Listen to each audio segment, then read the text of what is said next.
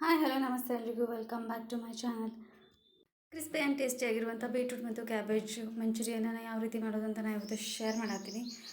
ಈ ವಿಡಿಯೋನ ಎಂಡ್ವರೆಗೂ ನೋಡಿರಿ. ಇನ್ ಕೇಸ್ ಈ ವಿಡಿಯೋ ಇಷ್ಟ ಆದರೆ ಪ್ಲೀಸ್ ಒಂದು ಲೈಕ್ ಮಾಡಿರಿ. ಯಾರೆಲ್ಲ ಸಬ್ಸ್ಕ್ರೈಬ್ ಮಾಡ್ಕೊಳ್ಳಿ ನೋಡ್ತಿದ್ರೆ ಅಂದರೆ ಪ್ಲೀಸ್ ಸಬ್ಸ್ಕ್ರೈಬ್ ಮಾಡ್ಕೊರಿ. ಒಂದು ಮೀಡಿಯಮ್ ಸೈಜ್ ಇರುವಂಥ ಕ್ಯಾಬೇಜ್, ಆಮೇಲೆ ಒಂದು ಸಣ್ಣದಾಗಿರುವಂಥ ಬೀಟ್ರೂಟನ್ನು ತೊಗೋಬೇಕು. ಬೀಟ್ರೂಟ್ ಆಪ್ಷನಲ್, ಬಟ್ ಬೀಟ್ರೂಟ್ ಹಾಕೋದ್ರಿಂದ ಕಲರ್ ಚೆನ್ನಾಗಿ ಬರ್ತೈತಿ. ಕ್ಯಾಬೇಜ್ ಮತ್ತು ಬೀಟ್ರೂಟನ್ನು ಸಣ್ಣದಾಗಿ ತೊಳ್ಕೊಬೇಕು, ಇಲ್ಲ ಅಂತಂದರೆ ನೀವು ಸಣ್ಣದಾಗಿ ಚಾಪ್ ಕೂಡ ಮಾಡ್ಕೋಬೋದು.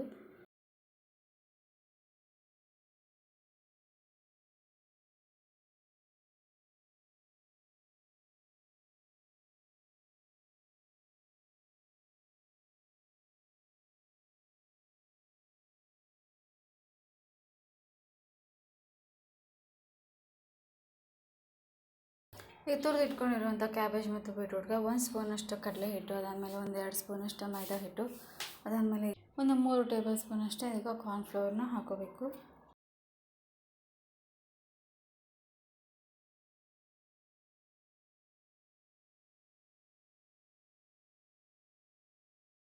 ಒಂದು ಅರ್ಧ ಸ್ಪೂನಷ್ಟು ಕೆಂಪು ಖಾರ, ಆಮೇಲೆ ಒಂದು ಅರ್ಧ ಸ್ಪೂನಷ್ಟು ಜಿಂಜರ್ ಗಾರ್ಲಿಕ್ ಪೇಸ್ಟನ್ನು ಹಾಕೋಬೇಕು. ಇದಕ್ಕೆ ಖಾರನ ನೀವು ರುಚಿಗೆ ತಕ್ಕಂತೆ ಅಡ್ಜಸ್ಟ್ ಮಾಡ್ಕೋಬೋದು.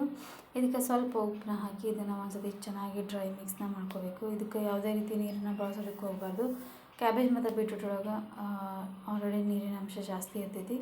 ಸೊ ಇದ್ರಕ್ಕೆ ನೀವು ಅಡ್ಜಸ್ಟ್ ಆಗೋ ರೀತಿ ಚೆನ್ನಾಗಿ ಇದನ್ನು ಒಂದ್ಸತಿ ಮಿಕ್ಸ್ ಮಾಡ್ಕೋಬೇಕು.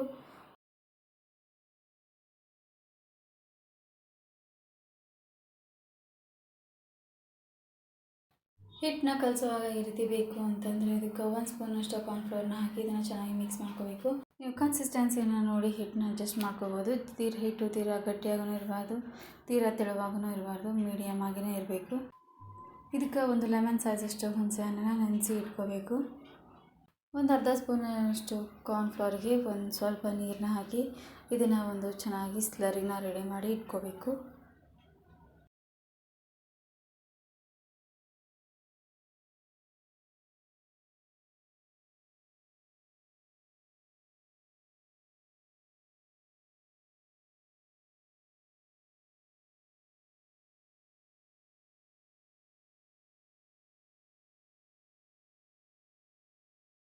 ಮೀಡಿಯಮ್ ಫ್ಲೇಮ್ ಒಳಗೆ ಕ್ರಿಸ್ಪಿಯಾಗಿ ಬರೋವರೆಗೂ ಇವನ್ನ ಚೆನ್ನಾಗಿ ಫ್ರೈ ಮಾಡ್ಕೋಬೇಕು.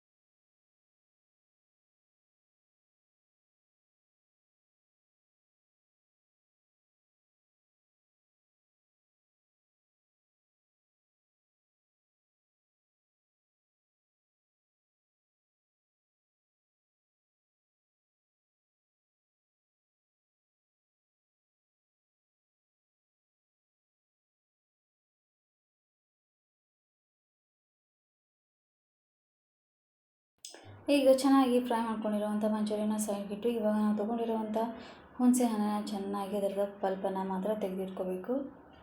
ಈಗ ಒಂದು ಕಡಾಯಿಗೆ ಒಂದು 2ರಿಂದ 3 ಸ್ಪೂನಷ್ಟು ಆಯಿಲ್ನ ಹಾಕಿ ಆಯಿಲ್ ಚೆನ್ನಾಗಿ ಕಾದ ನಂತರ ಇದಕ್ಕೆ ಒಂದು 7ರಿಂದ 8ರಷ್ಟು ಸಣ್ಣದಾಗಿ ಕಟ್ ಮಾಡ್ಕೊಂಡಿರುವಂಥ ಬೆಳ್ಳುಳ್ಳಿನ ಹಾಕೋಬೇಕು. ಅದಾದಮೇಲೆ ಸ್ವಲ್ಪ ಈರುಳ್ಳಿನ ಹಾಕಿ ಒಂದು 2 ನಿಮಿಷ ಇದನ್ನು ಚೆನ್ನಾಗಿ ಫ್ರೈ ಮಾಡ್ಕೋಬೇಕು. ಈರುಳ್ಳಿ ಒಳಗೆ ಸ್ವಲ್ಪ ಕ್ರಂಚಿನೆಸ್ ಇರಬೇಕು, ಜಾಸ್ತಿ ಫ್ರೈನ ಮಾಡ್ಕೊಳ್ಳೋದಕ್ಕೆ ಹೋಗಬಾರ್ದು.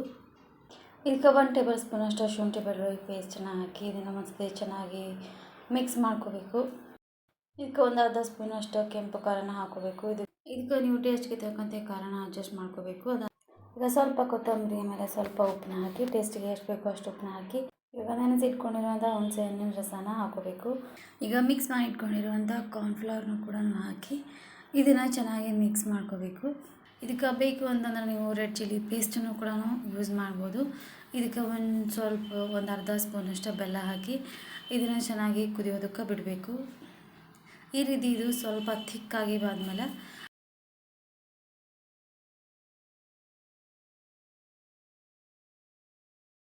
ಈ ರೀತಿ ಇದು ಸ್ವಲ್ಪ ತಿಕ್ಕಾಗಿ ಬಂದಮೇಲೆ ಇವಾಗ ನಾವು ಫ್ರೈ ಮಾಡಿಟ್ಕೊಂಡಿರುವಂಥ ಮಂಚೂರಿನ ಹಾಕಿ ಮೇಲೆ ಸ್ವಲ್ಪ ಸ್ಪ್ರಿಂಗ್ ಆನಿಯನ್ನ ಹಾಕಿ ಇದನ್ನು ಚೆನ್ನಾಗಿ ಒಂದು ಸತಿ ಇದನ್ನು ಮಿಕ್ಸ್ ಮಾಡಿಕೊಂಡ್ರೆ ಆಯಿತು. ಇದಕ್ಕೆ ಕನ್ಸಿಸ್ಟೆನ್ಸಿ ಬೇಕು ಅಂತಂದರೆ ನೀವು ಸ್ವಲ್ಪ ಲಿಕ್ವಿಡ್ ಆಗಿನೂ ಕೂಡ ಮಾಡ್ಕೋಬೋದು. ಮೇಲೆ ಸ್ವಲ್ಪ ಕೊತ್ತಂಬರಿ, ಆನಿಯನ್ ಮತ್ತು ಸ್ಪ್ರಿಂಗ್ ಆನಿಯನನ್ನು ಹಾಕಿ ಇದನ್ನು ಸರ್ವ್ ಮಾಡಿದರೆ ಆಯಿತು. ಸಖತ್ ಟೇಸ್ಟಿಯಾಗಿಯೇ ಇರ್ತೈತಿ. ಇದಕ್ಕೆ ನಾನು ಇಲ್ಲಿ ಯಾವುದೇ ರೀತಿ ಸಾಸಸ್ನ ಬಳಸಿಲ್ಲ, ಬಟ್ ಇದು ಸಾಸಸ್ನ ಬಳಸಿರೋ ಅಷ್ಟೇ ಅದಕ್ಕಿಂತನೂ ಕೂಡ ಟೇಸ್ಟಿಯಾಗಿಯೇ ಇರ್ತೈತಿ. ಆ್ಯಂಡ್ ಇದು ಅಷ್ಟು ಹೆಲ್ದಿಯಾಗಿಯೂ ಕೂಡ ಇರ್ತೈತಿ. ಇದನ್ನು ನೀವು ಮನೆಯಲ್ಲಿ ಒಂದ್ಸತಿ ಟ್ರೈ ಮಾಡಿರಿ. ಅದು ಹೆಂಗೆ ಅಂತ ಕಮೆಂಟ್ ಸೆಕ್ಷನ್ ಒಳಗೆ ತಿಳಿಸಿರಿ. ಇನ್ ಕೇಸ್ ಈ ವಿಡಿಯೋ ಸ್ವಲ್ಪನಾದರೂ ಇಷ್ಟ ಆಗಿತ್ತು ಅಂದರೆ ಪ್ಲೀಸ್ ಒಂದು ಲೈಕ್ ಮಾಡಿರಿ, ಶೇರ್ ಮಾಡಿರಿ.